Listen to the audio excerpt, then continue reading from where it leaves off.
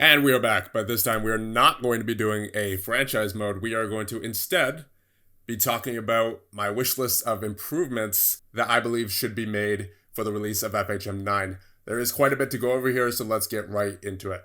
We'll start out with what I believe to be the most significant quality of life improvement that FHM needs, and that is a faster simulation. Those of you who play FHM may have noticed that when you start either a historical game save file or a custom game save file, the simulation actually does go a lot faster. This is almost entirely because most of the other leagues in the game are completely excluded from those modes. Basically, the less data there is for the save file to process, the less time the simulation will take. However, if you were to try using an existing league in a custom game save file, you'll find that there's no history whatsoever. This is because it's not technically the real version of whichever league you're playing in, with everything from players to teams being a blank slate. So what I'm suggesting is, I believe we need a way of having the option to completely exclude individual leagues from a standard game save file, which should allow standard game save files to have a simulation speed more like what the custom game save files have, all while retaining the history of the leagues that are still included in the save file. Being given the option to completely exclude various leagues from a save file, whether playable or unplayable, would allow users to prioritize game performance at the cost of sacrificing some realism. Although it would likely need to be done in a way that minimizes some of the technical risks in doing this, such as the game crashing while attempting to obtain the stats of players who have previously played in any excluded leagues. So while it might not be ideal, it's still something that, if done right, should greatly help the players who want to prioritize simulation speed, but without needing to start a custom save. Along with the slow simulation, another major flaw of FHM is the responsiveness of pages that display a lot of data all at once. One of the most notorious examples of this is the staff free agency screen, which displays a list of every available staffer in the game along with their basic information. This list tends to be very long and is unfiltered until you apply a filter yourself. Displaying lists of this size can often cause the game to freeze for a few seconds while transitioning between pages, which can also potentially cause a crash. Let's take a quick look at the responsiveness of the user interface of Eastside Hockey Manager. The staff free agency screen at EHM is noticeably quicker to not only load, but once I'm actually on the page, it also responds to my clicks as fast as my finger is capable of clicking. That is not the case with FHM. This is partially because the data on this page in EHM is divided into other individual pages. So based on how EHM handles large lists like that, I think FHM could definitely use some better UI design choices in regards to how it handles large amounts of data. Now, I've been focused on the staff for agency screen, but that's certainly not the only page in FHM that needs to minimize lag. Other examples include the league player stats, the awards history, and the team transfer summary, among other things. So overall, I just think FHM could really benefit from a UI overhaul that doesn't have literally everything crammed into one page on the screen. So while you could argue that the UI in FHM is more modern than EHM's UI, there is also a night and day difference in their performance, and EHM is the clear winner in that regard. So UI responsiveness, and just UI in general really, is something that I feel desperately needs to be improved upon for future iterations of FHM. Maybe not all at once, but it's still obviously a huge problem and needs to be sorted out. While we're on the topic of UI, I think something that could be a temporary solution to some of the issues with it is adding the function of user-defined keyboard shortcuts. Having keyboard shortcuts is essential for quick and easy navigation in any computer software, obviously, but unfortunately FHM only has about one or two of them at most. There's a spacebar to advance today, but that's really about it. I believe players should be able to assign key combinations to the pages that they visit often. For example, I should be able to set the R key to take me directly to the roster page. Or similarly, I should be able to set the I key to go directly to the injury lists. And don't worry, I'll talk more on injuries later.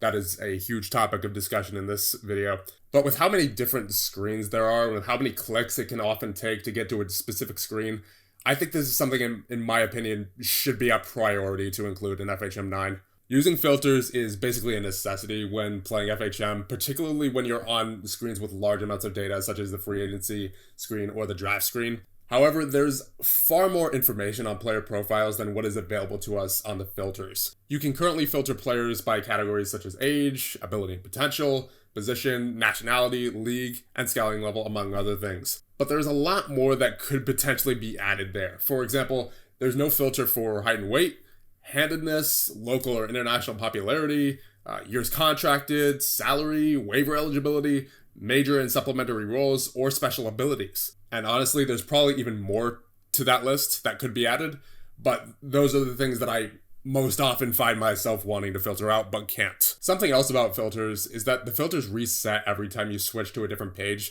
Now, of course, it would be annoying to, for example, miss a player in free agency due to a filter you had previously applied that you forgot to reset. So I understand the reasoning behind automatically resetting the filters. But I think something that could really help when setting filters is a feature similar to the save and load lines function, which would be customizable filter presets. It should allow users to save the currently set filters and be able to immediately apply that same filter at a later time without needing to manually set the same filter all over again. One other place where I think the filters are severely lacking in FHM is the team stats page.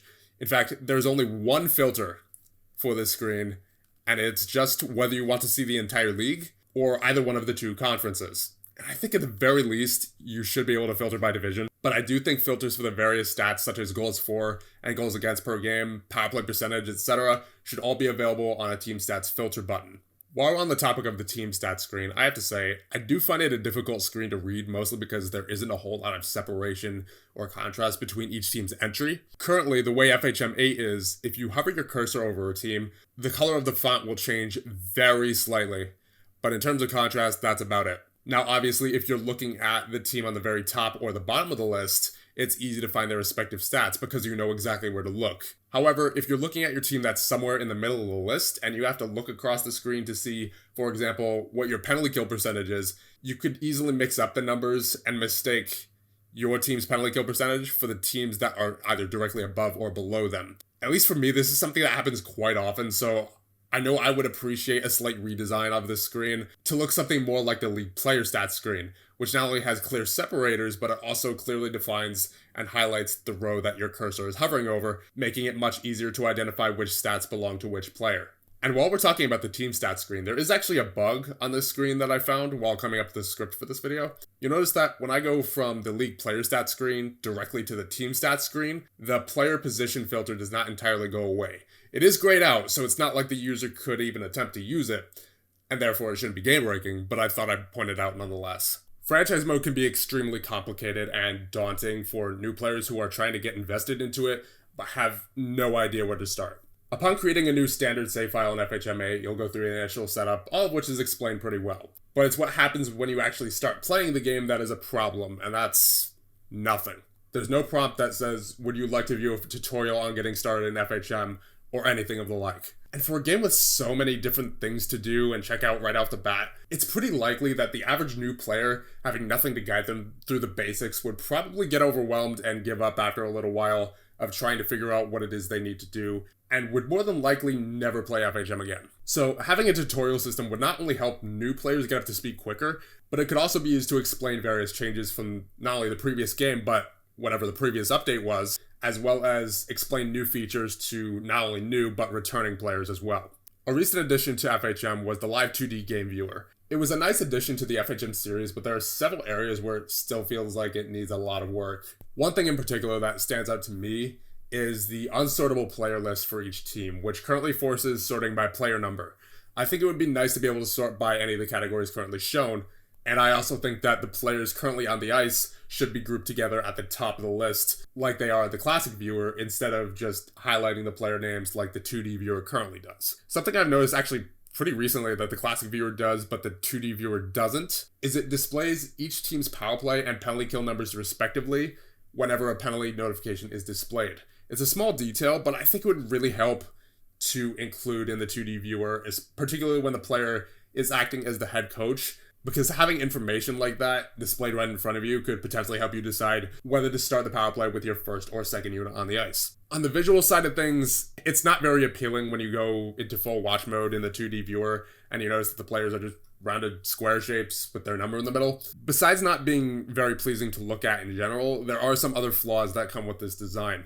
First, it doesn't include the position of the player under or above their number. Additionally, when the player, quote-unquote, has the puck on their stick, the puck completely covers up their number, so you're not able to see the player's number until they either shoot or pass the puck away. I think both of those things could be solved by using 8 or 16-bit player sprites instead of rounded squares. This should not only make it so that the player actually looks like they have the puck on their stick, but then you could also have the player's number and position below or above their sprite. Now, coach-only mode is something that I've seen brought up throughout the FHM community, and what I would imagine it would be like is that it would be designed so that you're only allowed to make lineup and tactics decisions, likely best experience with the 2D game viewer, and with everything else being up to your AI GM, you'd have to make do with what you're given. I don't know how much I personally would use this mode, so I don't really have much to say on it, but I thought I'd mention it as a possibility to include in FHM nonetheless. After the 2D game sim, we get to that game's box score, and that box score screen has quite a lot happening all on one page. So while this may just be personal preference, I would rather see the team summaries separately on their own individual pages rather than having to scroll all the way down to the bottom of the game summary, which can get pretty extensive at times, particularly in high-scoring games. And now the topic that everyone's been waiting for. Injuries. I mean, injuries are going to happen. There's no totally avoiding them. Unless you set injury frequency to none, of course. Injuries mean nothing. But in FHM 8, it can sometimes feel like individual player injury tendencies either don't matter or are completely inaccurate from what's actually being displayed. For example, in the Supernovas franchise mode series, Ivan Lodnia's injury tendencies are all marked as normal, but I went back to check his injury history, and I'm not exaggerating when I tell you he has had a total of 23 injuries to this point, with about a third of them being long-term. And I understand that player fitness and RNG also play a part in this, but it feels like it's mostly just RNG, and not enough weight is being placed on the player's actual injury tendency or fitness. Now, I just want to make this clear, I'm not asking for the frequency of injuries in general to be changed. The player can obviously change that with the injury frequency setting. What I am asking for, however, is for some consistency in how often or how badly an individual player can get injured based on their injury vulnerability chart. So for example, players with normal injury tendencies should not be averaging one long-term injury per season. And that leads me into a feature that I'm not sure how I would feel about, honestly, but I thought I'd mention it anyway. And correct me if I'm wrong, but I'm pretty sure this isn't a thing currently in FHM. I think dynamic injury tendencies could be something to consider if done right. So, for example, if a player with normal injury tendencies starts getting injured a lot, Lania being a perfect example, you would expect their injury tendencies to start becoming worse over time. And on the flip side, if a player hasn't gotten injured for a while, their injury tendency would obviously start to flip towards being durable or even sturdy. But as I said, I'm not entirely sure how I feel about this because I think it could easily spiral out of control to the point where literally entire rosters are always getting injured. So I think if this was implemented, it would probably need a lot of very, very careful testing and tweaking to find a good balance of players becoming gradually more vulnerable to injury or gradually less vulnerable. But I thought that dynamic injury tendencies would make for an interesting talking point nonetheless. And now we have what is probably the longest topic on my script in front of me here, and that is AI and system logic. There is a lot to cover here. Over the course of the Supernovas franchise mode, and even in personal save files, I've noticed some prospects who have gone to unrestricted free agency who really should not have. And yes, I did say prospects, meaning they were never signed to their entry-level deal with their original team, or they played very little in the NHL and were never qualified and offered by their team. Two really good examples of this are Devils prospects Alexander Holtz and Luke Hughes from early on in the Supernovas franchise mode. They both started the GM mode in the Devils system, but neither had a contract at the time, which is fine. However, a few years passed, and neither one played at all for the Devils during that time, and they both joined new teams on entry-level deals via unrestricted free agency as 21 and 22-year-olds respectively. I can't think of a reason why they would have given up on two elite potential players without even doing as much as signing them. And there are many more times where I've seen something like this happen in FHM. Like, this happens on almost a yearly basis in the simulation, where there's a 20 or 22-year-old UFA who seems like they shouldn't be in there. Another example is seen here with Quentin Byfield, who was 20 years old at the time with a 2.5-star ability and 5-star potential, being an unrestricted free agent in a personal save file of mine. But the particular times with Holtz and Hughes were just the most memorable instances for me due to my being a Devils fan. Something similar also happens with star free agents on occasion.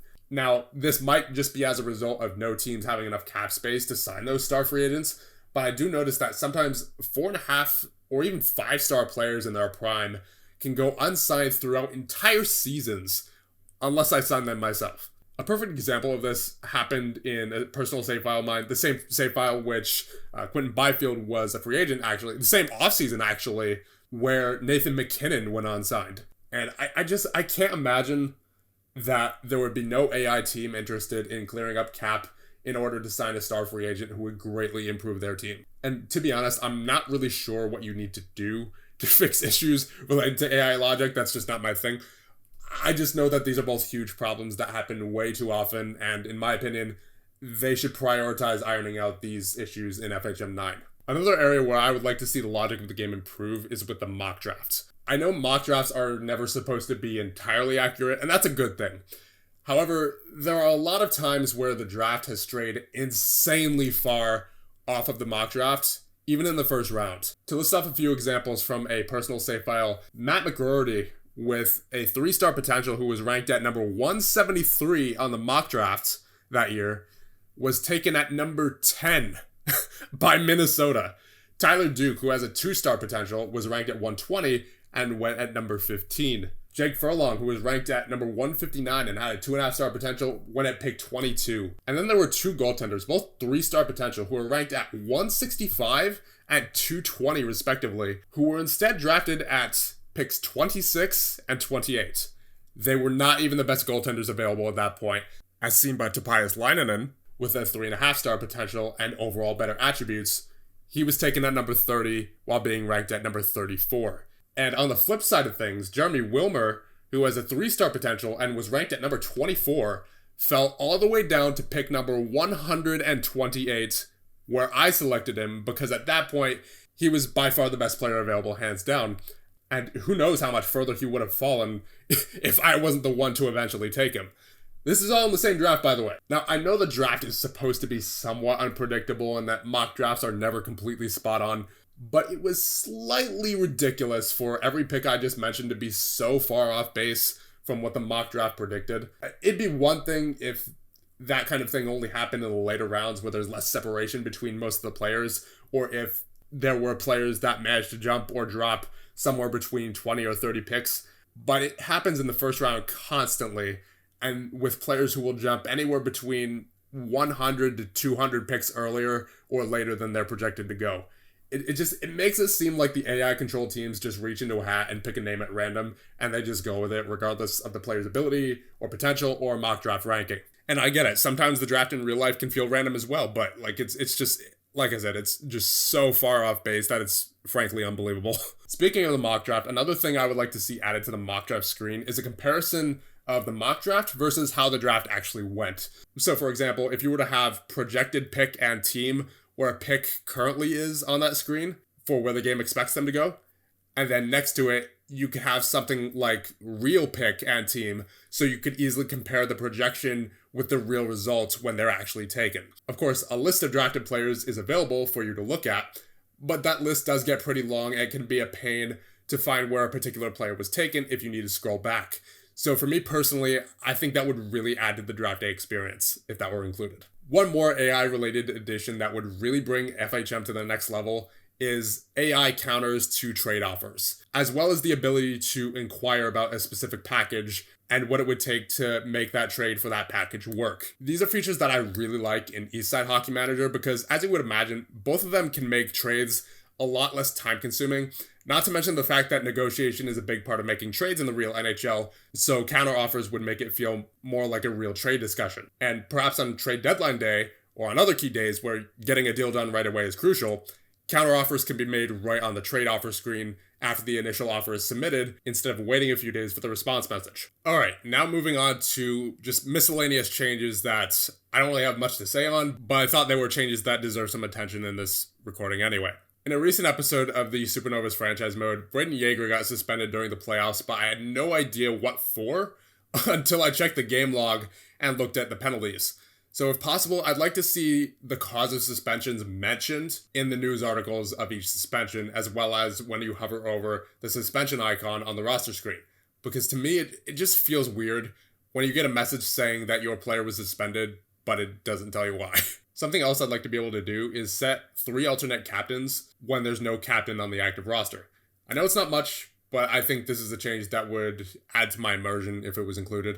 Now, if we jump over to the transactions screen and look at any trade we've made in the past seasons that involves a draft pick, you'll often find yourself having to do some detective work in order to figure out which player was taken with said pick. So I think another thing that I'd really like to see in FHM 9 is to see the selected player's name added to the end of a traded pick in a respective transaction. Or I think at the very least, we should be able to click on the pick and have it link to the page of the player that was taken with it. Now we have something else that I believe I've seen quite a few people talk about, and that is staff progression. If all the staff have ratings like players do, then shouldn't it be possible for them to progress and regress as well? I mean, scouts and trainers only really need 1 or 2 individual attributes respectively, so they wouldn't need growth in most other attributes.